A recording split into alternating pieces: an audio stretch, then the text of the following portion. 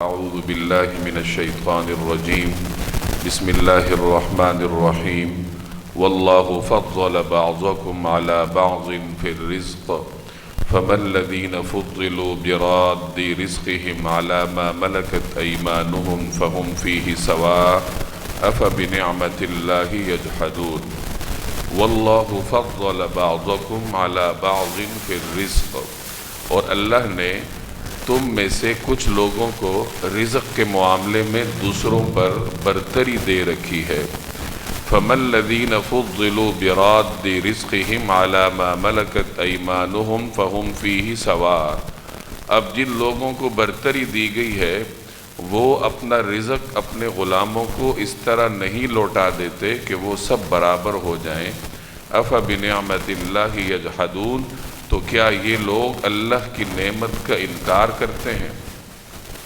اس صورت میں اللہ تبارک و تعالی نے عقید توحید کو مختلف پیرایوں میں سمجھایا ہے۔ یہاں ان آیات میں بھی عقید توحید کی وضاحت کی جا رہی ہے۔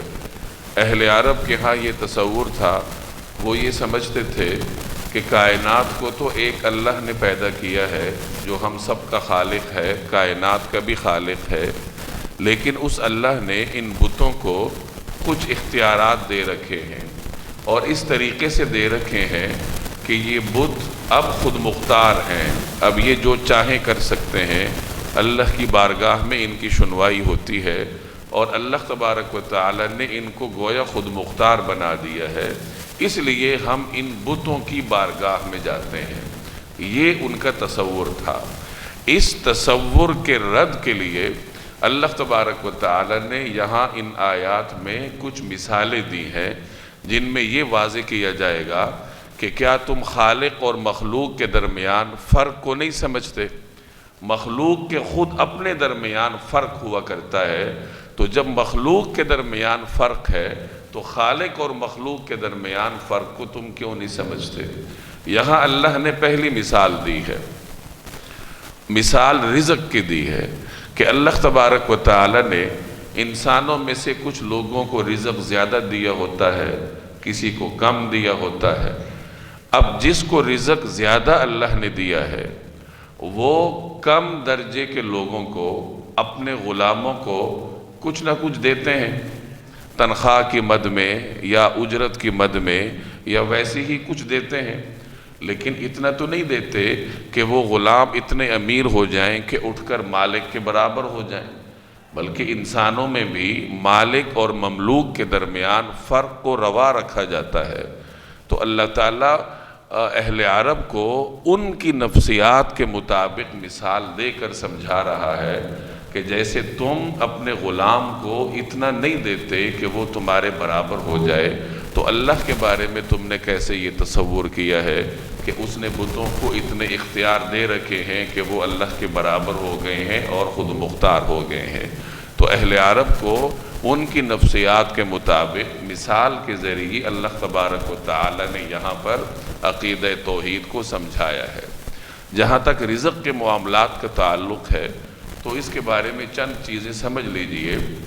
اللہ نے انسان کو پیدا کیا ہے، اس کائنات کو انسان کی خدمت کے لیے پیدا کیا ہے، اور اس روئے زمین پر اللہ نے انسان کے لیے مختلف ذرائع کو پیدا کیا ہے۔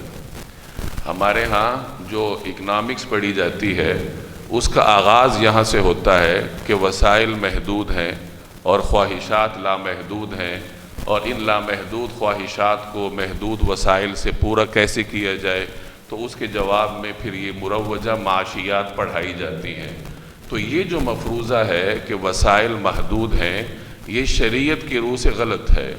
اللہ تبارک و تعالی نے اس کائنات میں بیش بہا وسائل کو پیدا کیا ہے۔ ایک جگہ قرآن کریم سے بھی اس طرف اشارہ ہوتا ہے کہ اللہ نے اس کائنات کو، اس روئے زمین کو 2 دن میں پیدا کیا ہے۔ وَجَعَلَ فِيهَا أَقْوَاتَهَا فِي 4 أَيَّامٍ اور اس زمین کے اندر اللہ نے جو رزق رکھا ہے، مختلف وسائل کو پیدا کیا ہے، وہ 4 دن میں پیدا کیے ہیں۔ تو خلاصہ یہ نکلا کہ اس روئے زمین میں اللہ نے اس درجے کے وسائل رکھے ہیں کہ انسان کے لیے اور دیگر تمام حیوانات کی ضرورت کے لیے وہ کافی ہے۔ وسائل کا مسئلہ اس وقت ہوتا ہے جب انسان اپنی خواہشات کو بے لگام چھوڑ دیتا ہے۔ ظاہر ہے کہ آدمی کی ہوس تو کبھی پوری نہیں ہوتی، جب اس کی ہوس پوری نہیں ہوتی تو پھر وہ یہ سمجھنے لگ جاتا ہے کہ وسائل محدود ہیں اور ہماری ضروریات اس سے پوری نہیں ہوتی۔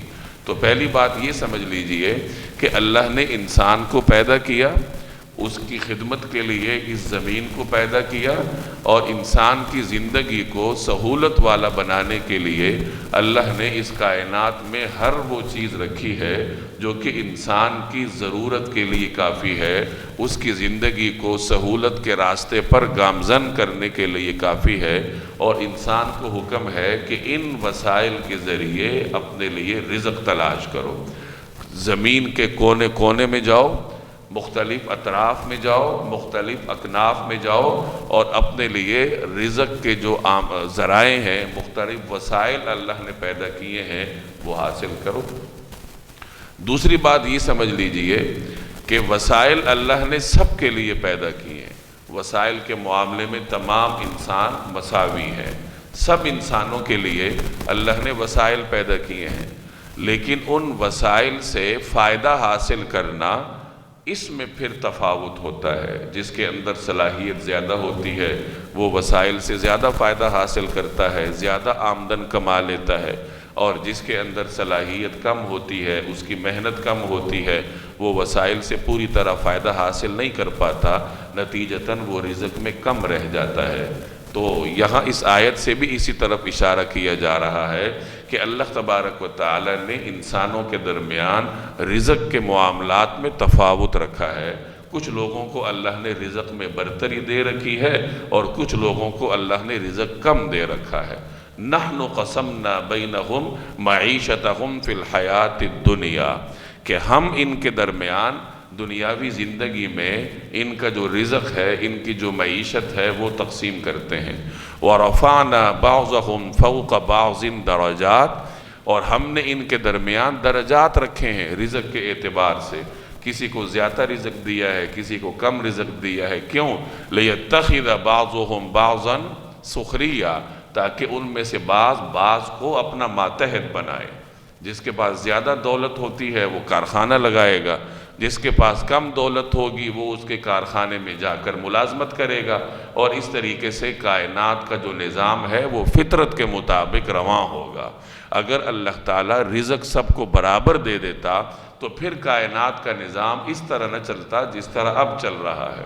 سب کے پاس برابر دولت ہوتی تو کون کس کے ملازمت کرتا؟ اگر سارے ہی امیر ہوتے تو پھر ورکر کہاں سے آتے؟ نظام کیسے چلتا؟ سارے ہی غریب ہوتے تو تنخواہیں کہاں سے آتی؟ اجرتیں کہاں سے آتی؟ نظام کیسے چلتا؟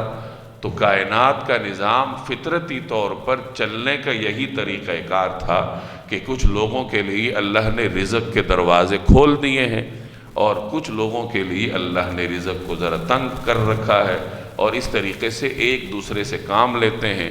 جن کے پاس زیادہ سرمایہ ہے وہ کام لینے والے ہیں، اور جن کے پاس کم سرمایہ ہے وہ کام کرنے والے ہیں۔ وَلَوْ بَسَطَ اللَّهُ الرِّزْقَ لِعِبَادِهِ لَبَغَوْا فِي الْأَرْضِ، کہ اگر اللہ تبارک و تعالی سب بندوں کے لیے رزق کو کھول دیتا تو کیا ہوتا؟ وہ زمین میں بغاوت مچاتے، کائنات کا جو نظام ہے وہ فطرت کے مطابق نہ چلتا، نتیجتاً زمین میں فساد ہوتا۔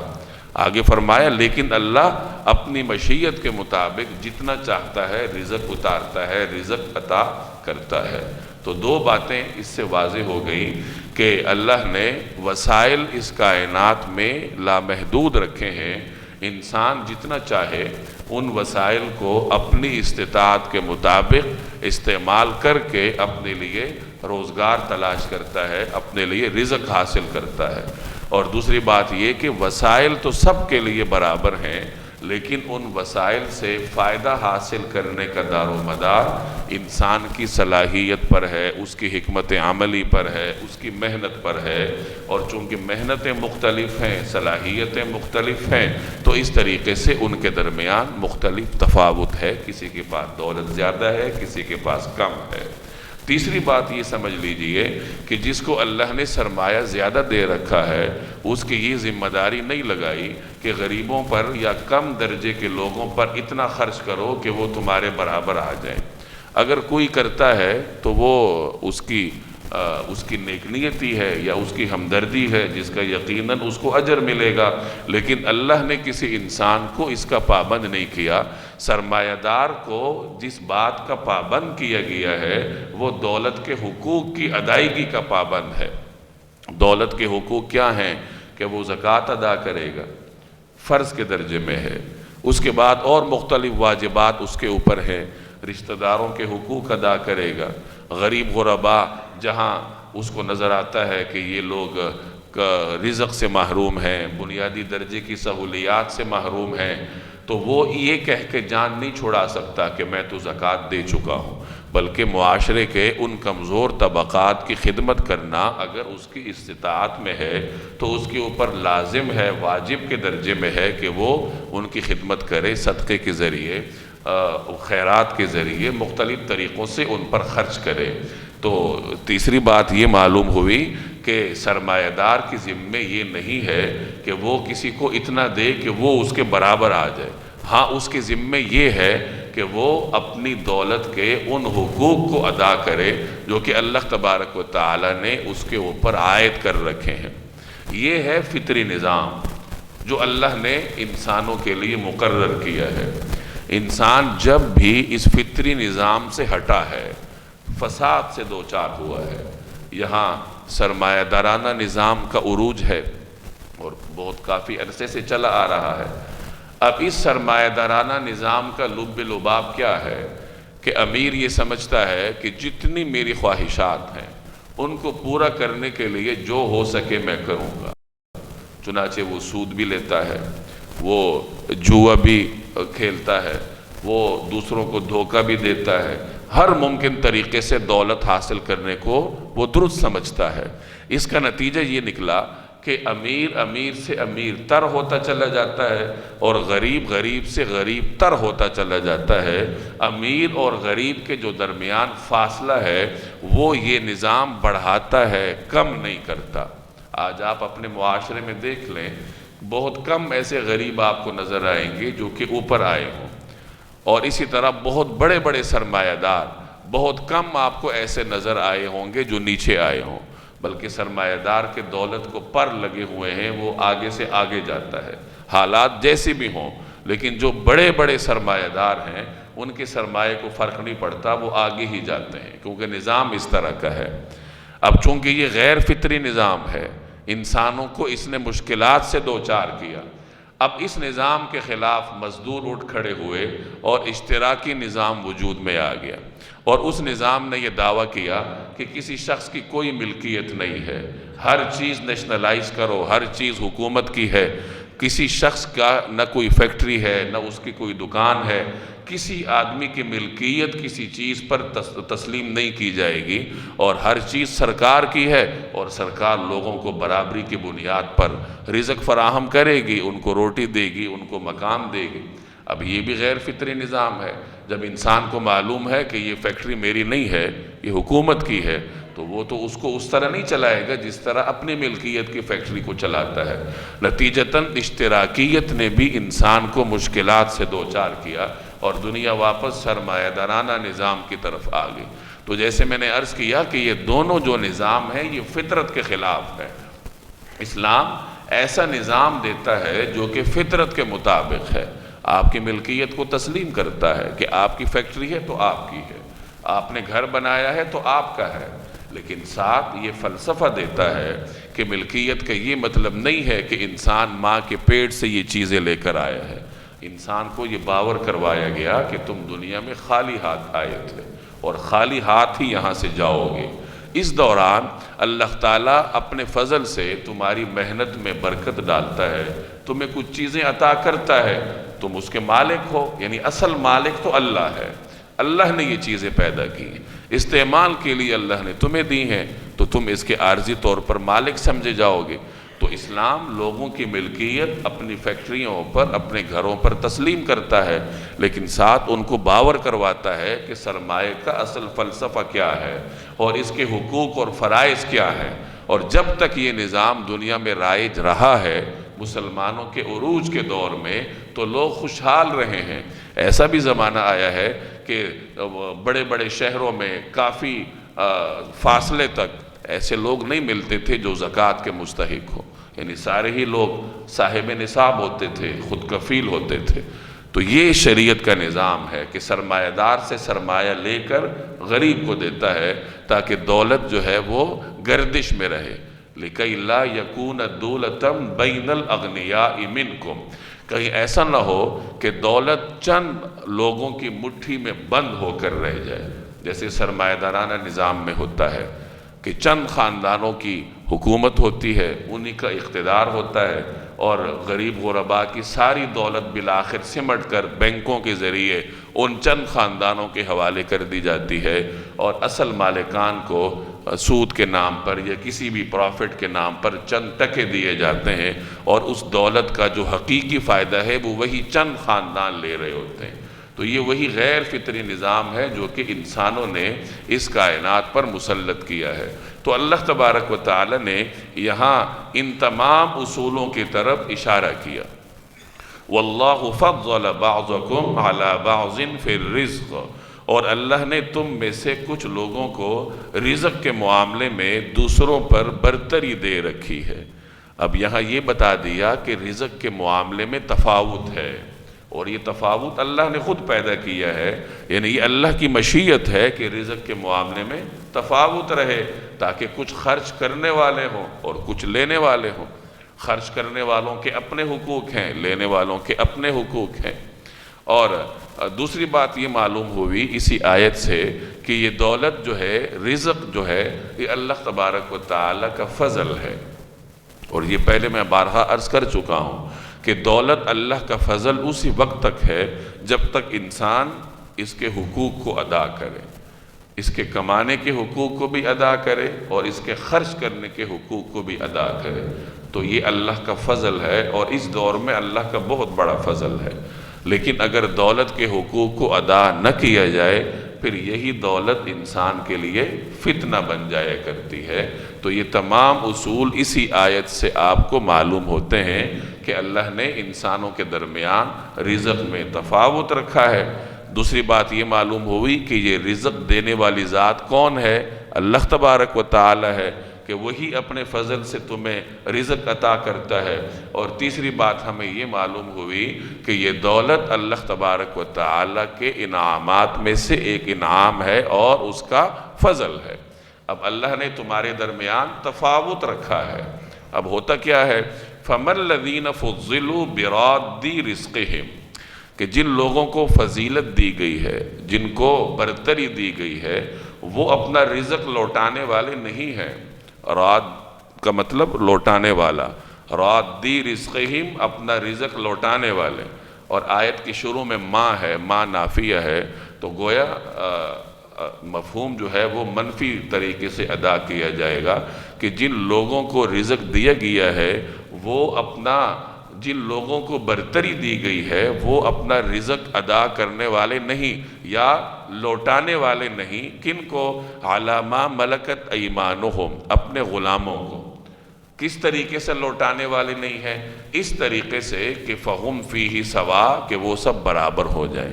کوئی مالک اپنے غلام کو اتنی تنخواہ نہیں دیتا کہ وہ اٹھ کے اس کے برابر ہو جائے۔ ایک کروڑ پتی ہے تو وہ لاکھوں میں تنخواہ دے گا، کروڑوں میں تو نہیں دے گا کہ کہیں اس کا ملازم کروڑ پتی بن کے اس کے برابر ہو جائے تو اس کا دماغ خراب ہے کہ وہ اس کے ملازمت کرے، وہ اپنا کام کرنے بیٹھ جائے گا۔ عربوں میں چونکہ غلام ہوتے تھے، آج کل غلامی کا جو جدید طریقہ کار ہے وہ یہ ملازمت ہے۔ اس زمانے میں غلاموں کا تصور تھا، یہ دراصل جنگوں سے چلا تھا۔ اس وقت جو لوگ جنگوں میں قید ہو کر آتے تھے تو انہیں غلام بنا کر فاتح فوج اپنے درمیان تقسیم کر لیتی تھی، ان سے کام کاج لیتے تھے، ان کے کسی قسم کے کوئی حقوق نہیں ہوتے تھے، مالک جو چاہتا تھا وہ اس کے ساتھ کرتا تھا، اس کے اوپر ظلم کرتا تھا، اس کی اپنی کوئی ملکیت نہیں ہوتی تھی، وہ تو خود مملوک ہوتا تھا، اپنے آقا کا اس کی ملکیت ہوتا تھا۔ جس وقت قرآن کریم نازل ہونا شروع ہوا تو یہ وہ زمانہ تھا جب مسلمانوں کے معاشرے میں صدیوں سے غلامی کا رواج چلا آ رہا تھا۔ اب یہ ایک ظالمانہ رواج تھا اور اس کو یکسر ختم کرنا یہ مشکل تھا، ممکن نہیں تھا۔ تو اللہ تبارک و تعالی نے اس نظام میں اصلاحات کر دی۔ جناب رسول اللہ صلی اللہ علیہ وسلم نے اس نظام میں اصلاحات فرمائی، غلاموں کے حقوق مقرر کیے، مالکان کو بتایا کہ دیکھو یہ غلام تمہارے بھائی ہیں، جو خود پہنتے ہو ان کو بھی پہناؤ، جو خود کھاتے ہو ان کو بھی کھلاؤ، ایسا نہ کرو کہ خود تو اچھے غذائیں کھاؤ اور ان کو جانوروں کے ساتھ رکھ دو، جو جانور کھاتے ہیں وہ یہ بھی کھائیں، اور ان کے اوپر ظلم نہ کرو۔ ایک صحابی ہیں حضرت ابو مسعود انصاری رضی اللہ تعالی عنہ، وہ ایک مرتبہ اپنے کسی غلام پر غصے میں آ کر اس کو کوئی سزا دے رہے تھے۔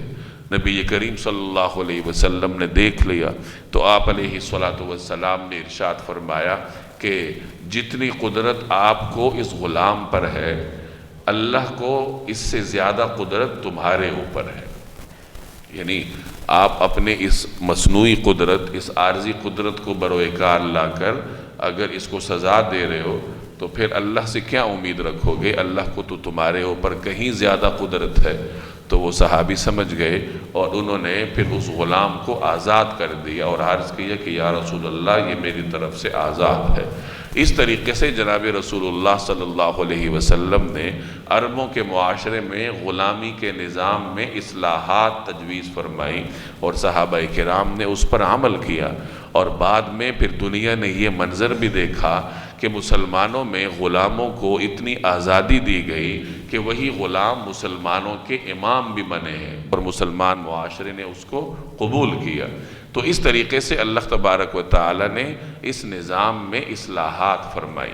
تو یہاں اور آج کل جدید جو طریقہ کار ہے غلامی کا، وہ یہ ملازمت ہے۔ ملازم بیچارہ غلام ہوتا ہے کہ وہ صبح 8 بجے سے لے کر جب تک چھٹی نہ ہو وہ اپنے اختیار میں نہیں ہوتا، وہ اپنا وقت تنخواہ دینے والے کو سونپ دیتا ہے کہ وہ جیسے چاہے گا اس کا وقت کو وہ استعمال کرے گا، جس طریقے سے معاہدہ ہوتا ہے طے شدہ طریقے سے وہ اس کو استعمال کرتا ہے اور وہ اس کے بدلے میں پیسے لیتا ہے۔ یہ ذاتی طور پر غلامی کی ایک مثال ہے۔ اس کے علاوہ آج کل قومی طور پر غلامی ہے کہ بطور قوم کے ایک قوم طاقتور قوم کے نرغے میں ہوتی ہے، اس کے غلامی میں ہوتی ہے، وہ طاقتور قوم جیسے چاہتی ہے کمزور قوم کو استعمال کرتی۔ تو یہ دور جدید کے غلامی کے طریقے ہیں جو اپنے کچھ اوصاف میں زمانہ ماضی کے غلامی کے طریقے سے زیادہ سخت ہیں، زیادہ شدت والے ہیں اور زیادہ ظالمانہ ہیں۔ تو یہاں فرمایا کہ دیکھو تم لوگ اپنے غلاموں کو اتنا رزق تو نہیں دیتے کہ وہ تمہارے برابر ہو جائے۔ أَفَبِنِعْمَةِ اللَّهِ يَجْحَدُونَ، تو کیا یہ لوگ اللہ کی نعمت کا انکار کرتے ہیں؟ یعنی اللہ نے جن لوگوں کو دولت دے رکھی ہے اور وہ اس کو اللہ کا فضل نہ سمجھیں، اس کا شکر ادا نہ کریں، تو یہ تو اللہ کی نعمتوں کا انکار ہے۔ تو ایک اصول ہمیں یہ بھی معلوم ہوا کہ دولت کو اللہ کا فضل سمجھتے ہوئے اللہ تبارک و تعالیٰ کا شکر ادا کرنا چاہیے۔ اللہ تعالیٰ اپنے انعامات اسی لیے دیتا ہے کہ انسان اس انعام کو استعمال کر کے اللہ تبارک و تعالیٰ کا شکر ادا کرے۔ ایک روایت کا مفہوم ہے کہ جب حضرت آدم علیہ السلام کے سامنے ان کی تمام اولاد کو اللہ تبارک و تعالی نے عالم ارواح میں حاضر کیا تو حضرت آدم علیہ السلام اللہ سے عرض کرنے لگے کہ یا باری تعالی آپ نے اپنے بندوں کو برابر پیدا کیوں نہیں کیا؟ یعنی یہ ان میں تفاوت ہے صلاحیت کے اعتبار سے، شکل و صورت کے اعتبار سے، تو یہ تفاوت کیوں ہے؟ ان کو برابری کی بنیاد پر پیدا کیوں نہیں کیا؟ تو اللہ نے فرمایا کہ اگر برابری کی بنیاد پر پیدا کرتا تو پھر یہ شکر کیسے کرتے؟ اب ایک آدمی زیادہ نعمتوں میں ہوتا ہے، وہ کم نعمتوں والے کو دیکھ کر اپنی حالت پر شکر کرتا ہے، اللہ تبارک و تعالیٰ کا شکر ادا کرتا ہے۔ تو بہرحال یہ ایک فطری نظام ہے جو کہ اللہ تبارک و تعالی نے اس کائنات میں انسان کے لیے مقرر کر رکھا ہے۔ اس آیت میں اہل عرب کو یہ پیغام دیا جا رہا ہے کہ دیکھو تفاوت تو تم خود بھی رکھتے ہو، مالک اور مملوک کے درمیان فرق رکھتے ہو، اگر مخلوق کے درمیان آپس میں تفاوت ہے، پھر خالق اور مخلوق کے درمیان تفاوت تمہیں نظر کیوں نہیں آتا؟ تم بتوں کو خالق کے برابر لے جا کر کیسے ٹھہرا دیتے ہو؟ تو اس طریقے سے اہل عرب کے اس نظریے کا رد کیا جا رہا ہے، جیسے میں نے شروع میں تفصیل سے عرض کیا۔ وَاللَّهُ جَعَلَ لَكُم مِّنْ أَنفُسِكُمْ أَزْوَاجًا، اور اللہ نے تم ہی میں سے تمہارے لیے بیویاں بنائی ہیں۔ وَجَعَلَ لَكُم مِّنْ أَزْوَاجِكُمْ بَنِينَ وَحَفَدًا، اور تمہاری بیویوں سے تمہارے لیے بیٹے اور پوتے پیدا کیے ہیں۔ بنین بیٹوں کو کہتے ہیں، حفدہ پوتوں کو کہتے ہیں۔ وَرَزَقَكُم مِّنَ الطَّيِّبَاتِ، اور تمہیں اچھی اچھی چیزوں میں سے رزق فراہم کیا ہے۔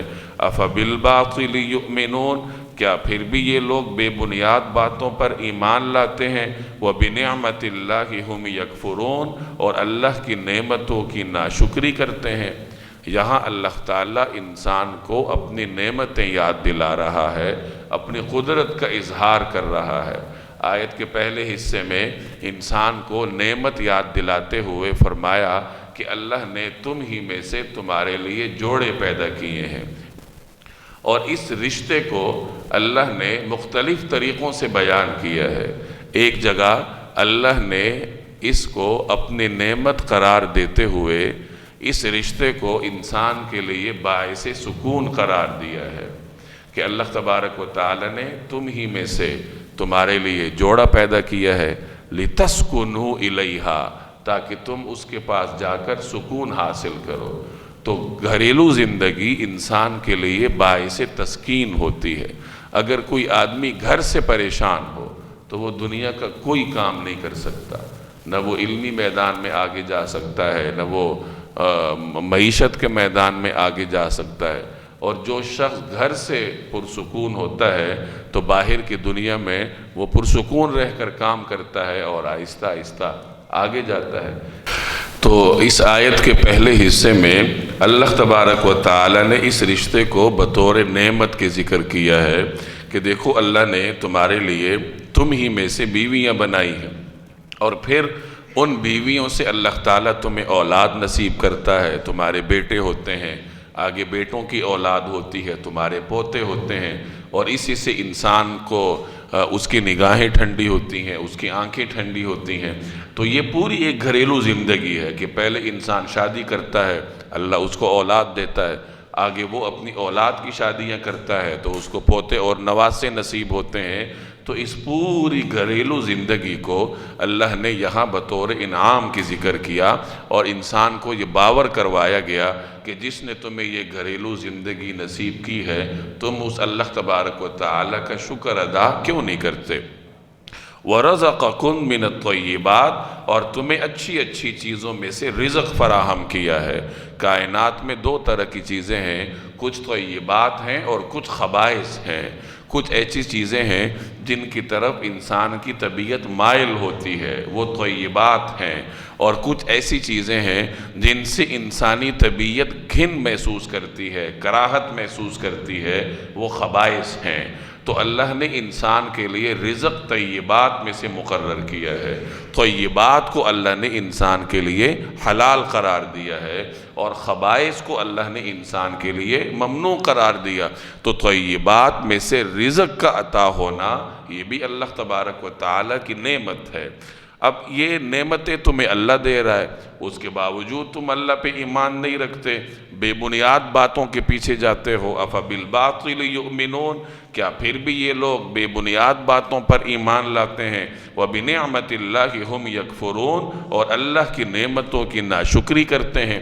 یعنی یہاں جو نعمتیں اللہ نے گنوائی ہیں کہ اچھی بیوی ہے، اچھا رزق ہے، تو اس کا شکر یہ ہے کہ اس کے خالق جس اللہ نے تمہیں یہ رزق دیا ہے، اس اللہ کی عبادت کرو، اس کا شکر ادا کرو۔ تین چیزوں کو انسان کی بنیادی ضرورت قرار دیا گیا ہے، اور تین چیزیں جس انسان کو مل جائیں تو وہ انسان خوش نصیب سمجھا گیا ہے۔ ایک اچھی بیوی، ایک اچھا گھر اور ایک اچھی سواری، یہ ایک حدیث کا مفہوم ہے کہ جس آدمی کو یہ تین چیزیں نصیب ہو جائیں تو وہ سعادت مند انسان ہے۔ وَيَعْبُدُونَ مِن دُونِ اللَّهِ مَا لَا يَمْلِكُ لَهُمْ رِزْقًا مِنَ السَّمَاوَاتِ وَالْأَرْضِ شَيْئًا، اور یہ اللہ کو چھوڑ کر ان چیزوں کی عبادت کرتے ہیں جو ان کو آسمانوں اور زمین میں سے کسی طرح کا رزق دینے کا نہ کوئی اختیار رکھتی ہیں وَلَا يَسْتَطِعُونَ، نہ رکھ سکتی ہیں۔ یعنی یہ اللہ کو چھوڑ کر بتوں کی عبادت کرتے ہیں اور دیگر غیر اللہ کی عبادت میں مصروف ہو جاتے ہیں، تو یہ سوچتے کیوں نہیں ہیں کہ یہ بت ان کو کیا رزق دے سکتے ہیں؟ یہ بت اپنے آپ کو کوئی فائدہ نہیں پہنچا سکتے، انسان اپنے آپ کو کوئی فائدہ نہیں پہنچا سکتا تو دوسرے کو کیا فائدہ پہنچائے گا؟ فائدہ پہنچانے والی ذات تو ایک ہے اور وہ اللہ تبارک و تعالی ہے، تو اللہ کو چھوڑ کر یہ کہاں جا رہے ہیں؟ فَلَا تَضْرِبُوا لِلَّهِ الْأَمْثَالِ، لہٰذا تم اللہ کے لیے مثالیں نہ گھڑو۔ جیسے میں نے شروع میں عرض کیا، اہل عرب یہ سمجھتے تھے کہ اللہ نے ان بتوں کو کچھ اختیارات دے کر خود مختار بنا لیے ہے، اور وہ مثال یہ دیتے تھے جیسے ایک بادشاہ ہوتا ہے، وہ اپنے کچھ وزراء کو اختیارات دے کر خود مختار بنا دیتا ہے، تو اسی طریقے سے اللہ نے بھی ان بتوں کو خود مختار بنایا ہے۔ جیسے عام لوگ براہ راست بادشاہ تک رسائی حاصل نہیں کرتے بلکہ اس کے سیکرٹری کے پاس جاتے ہیں یا اس کے مشیر کے پاس جاتے ہیں، وزیر کے پاس جاتے ہیں، ایسے ہی ہم بھی براہ راست اللہ کے دربار میں جانے کی بجائے ان بتوں کی بارگاہ میں آتے ہیں، ان استھانوں میں جاتے ہیں، اس طریقے سے مثال گھڑتے تھے۔ تو یہاں ان کو کہا گیا کہ اللہ کے لیے ایسے مثالیں مت کھڑو، کیونکہ اللہ تبارک و تعالی نے کسی کو اپنی بارگاہ میں ایسا نہیں رکھا، یعنی اللہ نے ایسا کوئی نظام نہیں بنایا کہ انسان براہ راست اس تک رسائی حاصل نہ کرے بلکہ کچھ وسیلے سے ہوتا ہوا جائے۔ اللہ نے تو انسان کو اپنے بہت قریب قرار دیا ہے اور فرمایا کہ ادعونی استجب لکم، مجھ سے مانگو میں تمہاری دعاؤں کو قبول کروں گا۔ یہ تو نہیں کہا کہ اس راستے سے میرے پاس آؤ، فلاں بت کے ذریعے میرے پاس آؤ یا فلاں بزرگ کے ذریعے میرے پاس آؤ، بلکہ یہ کہا کہ براہ راست مجھ سے مانگو میں تمہیں عطا کروں گا۔ تو اس لیے یہاں کہا گیا کہ دیکھو اللہ تبارک و تعالیٰ کے لیے اس طرح کی مثالیں مت گھڑو۔ فَلَا تَضْرِبُوا لِلَّهِ الْأَمْثَالِ، لہٰذا تم اللہ کے لیے مثالیں نہ گھڑو۔ إِنَّ اللَّهَ يَعْلَمُ، بے شک اللہ جانتا ہے، وَأَنْتُمْ لَا تَعْلَمُونَ، اور تم نہیں جانتے۔ ضرب اللہ مثلا عبدا مملوکا لا يقدر على شيء ومن رزقناه منا رزقا حسنا، اللہ ایک مثال دیتا ہے کہ ایک طرف ایک غلام ہے جو کسی کی ملکیت میں ہے، اس کو کسی چیز پر کوئی اختیار نہیں، وَمَن رَزَقْنَاهُ مِنَّا رِزْقًا حَسَنًا، اور دوسری طرف وہ شخص ہے جس کو ہم نے اپنے پاس سے عمدہ رزق عطا کیا ہے، فَهُوَ يُنْفِقُ مِنْهُ سِرًّا وَجَهْرًا، اور وہ اس میں سے پوشیدہ طور پر بھی اور کھلے بندوں بھی خوب خرچ کرتا ہے۔ هَلْ يَسْتَوُونَ، کیا یہ دونوں برابر ہو سکتے ہیں؟ الحمدللہ، ساری تعریفیں اللہ کی ہیں، بل اکثرهم لا يعلمون، لیکن ان میں سے اکثر لوگ نہیں جانتے۔ یہاں اللہ مثال دے رہا ہے۔ میں شروع میں عرض کر چکا ہوں کہ اہل عرب کے ہاں یہ تصور تھا کہ اللہ نے ان بتوں کو خود مختار بنا لیا ہے، اب یہ العیاذ باللہ اللہ کے برابر ہو گئے ہیں اور یہ اپنی مرضی سے احکامات چلاتے ہیں، اپنی مرضی سے انسانوں کی بگڑیاں بناتے ہیں، ان کو فائدہ پہنچاتے ہیں۔ تو اس نظریے کو رد کرنے کے لیے ان آیات میں کچھ مثالیں دی جا رہی ہیں۔ ایک مثال اس رکوع کے آغاز میں آپ نے پڑھی اور دو مثالیں یہاں ان دو آیات میں دی جا رہی ہیں۔ یہاں اللہ نے ایک مثال دی ہے کہ دیکھو دو بندے ہیں، دو بندوں کی مثال ہے۔ ایک بندہ ایسا ہے جو غلام ہے، جو بیچارہ خود مملوک ہے، اسے اپنے اوپر کوئی اختیار نہیں ہے۔ جیسے میں نے پہلے عرض کیا کہ لوگ غلام خرید لیتے تھے، وہ غلام مالک کی ملکیت سمجھا جاتا تھا، غلام کا اپنا نہ کوئی اختیار ہوتا تھا نہ اس کی ملکیت ہوتی تھی، وہ اگر کاروبار کرتا بھی تھا تو مالک کے لیے کرتا تھا۔ اگر ملازمت کرتا تھا تو جو ملتا تھا جا کر مالک کو دیتا تھا، اس کی ہر چیز مالک ہی کی ملکیت سمجھی جاتی تھی۔ اب ایک طرف یہ شخص ہے جس کی اپنی کوئی ملکیت نہیں، دوسری طرف ایک ایسا آدمی ہے جو آزاد ہے، اللہ نے اسے رزق دیا ہوا ہے، وہ خود مختار ہے، اپنی مرضی سے خرچ کرتا ہے، وہ دوسروں کے سامنے بھی خرچ کرتا ہے، خفیہ بھی خرچ کرتا ہے۔ اب یہ دونوں برابر ہو سکتے ہیں؟ کبھی بھی نہیں ہو سکتے۔ ایک بیچارہ عبد مملوک ہے جس کا کوئی اختیار نہیں ہے، ایک آزاد امیر آدمی ہے جو کہ اپنی مرضی کے مطابق اپنی دولت خرچ کرتا ہے، تو یہ دونوں برابر نہیں ہو سکتے۔ تو جب یہ دونوں برابر نہیں ہیں، اس کا مطلب یہ ہے کہ مخلوق میں بھی تفاوت ہے اور تم تسلیم کرتے ہو۔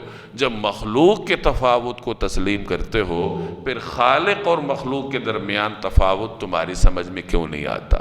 یعنی بتوں اور اللہ کو جو وہ برابر قرار دیتے تھے، تو ان کے اس نظریے کے رد کے لیے اللہ تبارک و تعالی ان کو یہاں مثالیں دے رہا ہے۔ ضرب اللہ مثلا، اللہ تعالیٰ ایک مثال دیتا ہے۔ مثال کیا ہے؟ عبداً، ایک غلام ہے، مملوکاً، جو کسی کی ملکیت میں ہے، بیچارہ مملوک ہے، لا يقدر علی شیء، اس کو کسی چیز پر کوئی اختیار نہیں ہے، کوئی قدرت نہیں ہے۔ ایک طرف تو یہ غلام ہے، دوسری طرف کون ہے؟ وَمَنْ رَزَقْنَاهُ مِنَّا رِزْقًا حَسَنًا، اور ایک وہ شخص ہے جس کو ہم نے اپنے پاس سے عمدہ رزق عطا کیا ہے۔ اب دیکھیے یہاں پھر اللہ کہہ رہا ہے کہ رزق ہم نے عطا کیا ہے، یعنی رزق جس کے پاس زیادہ ہے وہ اس کی ذاتی صلاحیت نہیں ہے، بلکہ اللہ نے اس کو عطا کیا ہے۔ اس نے محنت کی، اس نے وسیلہ استعمال کیا روزگار کے لیے، اس کی محنت میں برکت ڈالنے والی ذات اللہ تبارک و تعالی ہے۔ تو قرآن کریم میں جگہ جگہ انسان کے دماغ میں یہ بات بٹھائی جاتی ہے کہ دیکھو یہ رزق جو تمہارے پاس ہے یہ تمہارے اللہ کا تمہیں دیا ہوا ہے۔ جب یہ فلسفہ انسان تسلیم کر لے، پھر وہ تکبر کی طرف نہیں جاتا، پھر وہ فرعون نہیں بنتا۔ جیسے ہمارے ہاں سرمایہ دار فرعون بن جاتا ہے، وہ اپنی ملازمین پر ظلم کرتا ہے اور اپنے آپ کو کوئی اور مخلوق سمجھتا ہے، کیونکہ وہ یہ سمجھتا ہے کہ یہ دولت تو میری ہے۔ تو اس نظریے کا رد ان آیات سے ہوتا ہے کہ یہ رزق تمہارے پاس اللہ کی عطا ہے۔ تو یہاں دو بندوں کی مثال ہے کہ ایک بندہ تو مملوک ہے، دوسری طرف ایک بندہ ایسا ہے جو دولت مند ہے، اپنے اختیار سے دولت خرچ کرتا ہے۔ تو یہ دونوں برابر ہو سکتے ہیں؟ نہیں ہو سکتے۔ تو جب بندوں میں تفاوت ہے تو پھر تم مخلوق اور خالق میں تفاوت کیوں نہیں تسلیم کرتے؟ فَهُوَ يُنْفِقُ مِنْهُ، چنانچہ وہ اس دولت میں سے خرچ کرتا ہے، سرًا، خفیہ بھی، وجہرا، اور لوگوں کے سامنے بھی۔ اس سے ضمنی طور پر یہ بھی معلوم ہوا کہ خرچ کرنے کے دونوں طریقے ٹھیک ہیں۔ ایک آدمی اگر علی الاعلان خرچ کرتا ہے اللہ کی رضا کے لیے تو یہ بھی ٹھیک ہے، اور ایک آدمی پوشیدہ طور پر خرچ کرتا ہے اس طریقے سے کہ جب ایک ہاتھ سے دے تو دوسرے کو بھی خبر نہ ہو، تو یہ بھی ٹھیک ہے۔ دونوں طریقے ٹھیک ہیں، البتہ خفیہ طریقے سے خرچ کرنا یہ انسان کے لیے زیادہ محفوظ ہے، کیونکہ جو آدمی خفیہ طریقے سے خرچ کرتا ہے تو اس کے دل میں ریاکاری آنے کے امکانات کم ہوتے ہیں، کیونکہ جب کسی نے دیکھا ہی نہیں ہے تو ریاکاری کا خیال کہاں سے آئے گا۔ اور جو آدمی علی الاعلان خرچ کرتا ہے تو یہ طریقہ ہے تو درست، لیکن نسبتاً غیر محفوظ ہے، کیونکہ اس کے دل میں ریاکاری کا خیال آ سکتا ہے کہ یہ سارے لوگ مجھے سخی سمجھیں، یہ لوگ مجھے امیر سمجھیں۔ تو اگر ریاکاری کا خیال آ گیا تو پھر اس کا وہ دیا ہوا سارا کچھ ضائع ہو جائے گا۔ تو بہرحال طریقے دونوں ٹھیک ہیں۔ اگر ایک آدمی کو اپنے اوپر اعتماد ہے، وہ تربیت یافتہ ہے اور وہ یہ سمجھتا ہے کہ میرے دل میں ریاکاری نہیں آئے گی، اور لوگوں کے سامنے کسی کو دیتا ہے تاکہ لوگوں کو ترغیب ہو اور لوگ بھی دیں، بسا اوقات خفیہ صدقے سے اعلانیہ صدقہ افضل ہو جاتا ہے۔ حالات کو دیکھتے ہوئے کسی عمل کی فضیلت کی بات کی جاتی ہے۔ اگر ایک آدمی کے دل میں ریاکاری کے جذبات نہیں ہے اور وہ علی الاعلان کسی غریب کو صدقہ دیتا ہے اور اس کے دل میں یہ نیت ہے کہ یہ لوگ مجھے دیکھیں، ان کو بھی ترغیب ہو اور یہ بھی غریبوں کی خدمت کریں، تو یہ نیت کرنا اور ریاکاری سے اپنے آپ کو محفوظ رکھنا علی الاعلان صدقے کو افضل بنا دے گا۔ تو بہرحال دونوں طریقے ہیں، خفیہ طریقہ بھی ہے اور علی الاعلان طریقے سے بھی دینا ہے، دونوں درست ہیں اپنی اپنی جگہ۔ حضرت امام زین العابدین علی بن حسین رضی اللہ تعالی عنہ کے بارے میں کتابوں میں لکھا ہے کہ وہ خفیہ صدقے کا اہتمام فرمایا کرتے تھے، رات کے اندھیرے میں جا کر بیواؤں کو، غریبوں کو ان کی خدمت کیا کرتے تھے، لوگوں کے گھروں میں اناج پہنچایا کرتے تھے اور ان کو خبر بھی نہیں ہوتی تھی۔ لوگوں کو خبر اس وقت ہوئی جب امام کا انتقال ہوا، اور جن گھروں میں وہ اناج پہنچایا کرتے تھے وہاں اناج پہنچنا رک گیا، تو لوگ بلبلا اٹھے کہ وہ مسیحا کہاں گیا جو رات کے اندھیروں میں ہمارے دروازوں پر اناج کی بوریاں رکھ کے جاتا تھا۔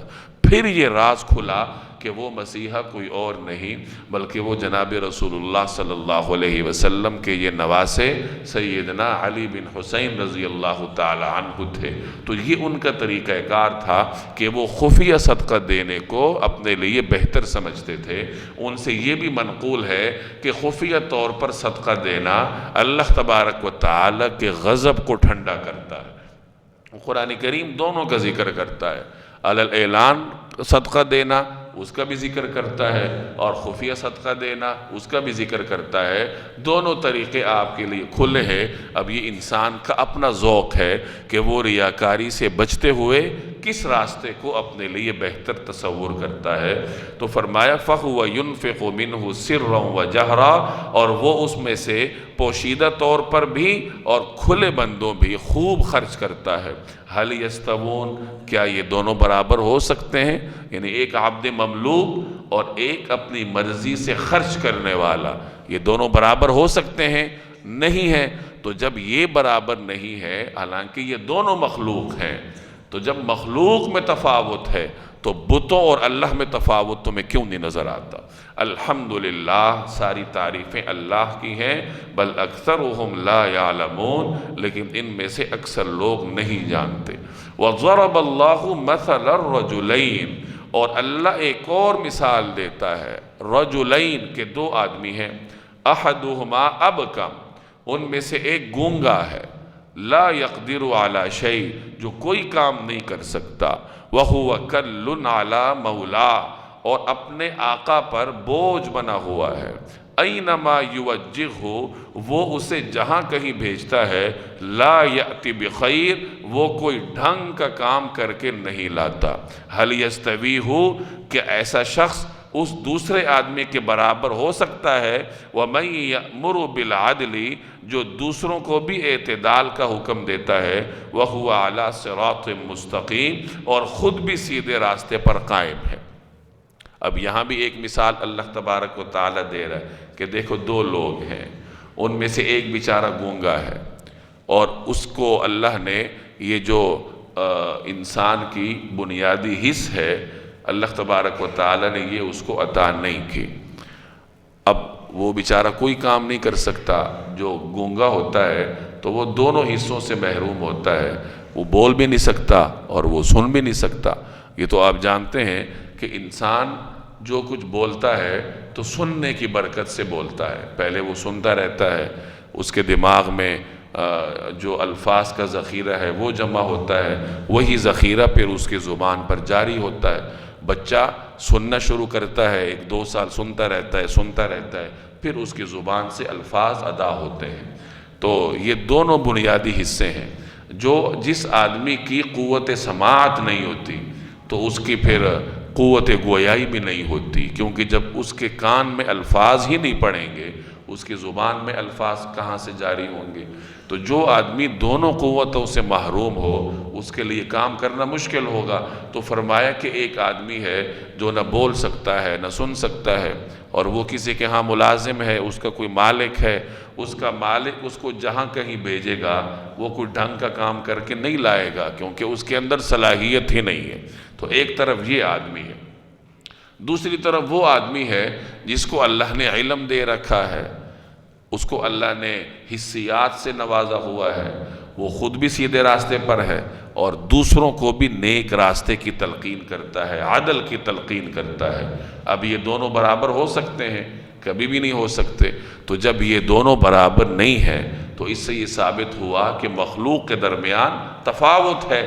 تو جب مخلوق کے تفاوت کو تم سمجھتے ہو، تسلیم کرتے ہو، پھر خالق اور مخلوق کے درمیان تفاوت تمہاری سمجھ میں کیوں نہیں آتا، اور بتوں کو اللہ کے برابر لے جا کر کیوں ٹھہراتے ہو؟ تو یہاں ان دو مثالوں کے ذریعے اللہ تبارک و تعالی نے اہل مکہ کے اس نظریے کا رد فرمایا ہے۔